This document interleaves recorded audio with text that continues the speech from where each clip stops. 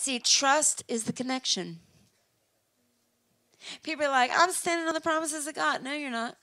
I'm not saying you're not, but a lot of people are like, I'm standing on the promises of God, and they have no right to stand on the promises of God because they don't have any real faith in God. They have faith in who they can be, trying to be all they can be. And there's like zero connection to God, and it is by faith you receive the promises. It is by faith you receive the promises. Abraham received the promises because he had faith. Abraham did not receive Isaac because Abraham had faith in his fathering abilities.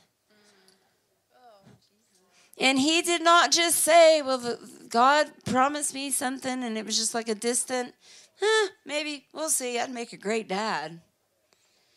His trust was in God. Who can stand on the promises of God if they have no faith in God? Some people have faith in themselves and they use the promises of God cheaply.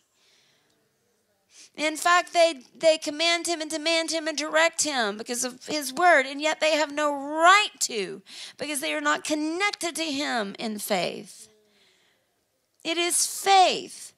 The servant who hid the talent, he had the same master. He had been given a job by the same master, and yet he had no faith in who God really was. In fact, he thought he was cruel and hard and would punish him.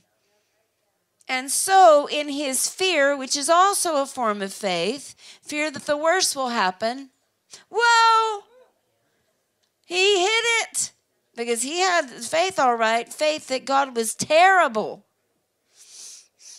and would punish him. And so to that man, who did God become? Exactly who he believed him to be.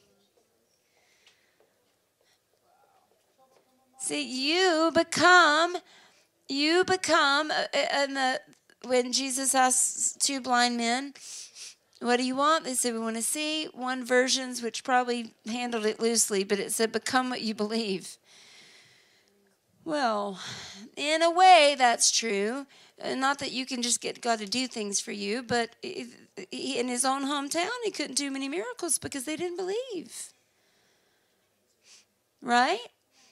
And to that servant, not only did the servant become what he believed, God became what he believed him to be. Is Jesus the Savior of the world? Is Jesus the Savior of the world? Yes. For who?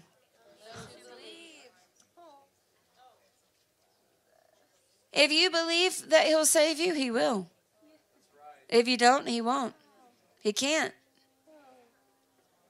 It's all faith. Our only connection to bliss forever is faith.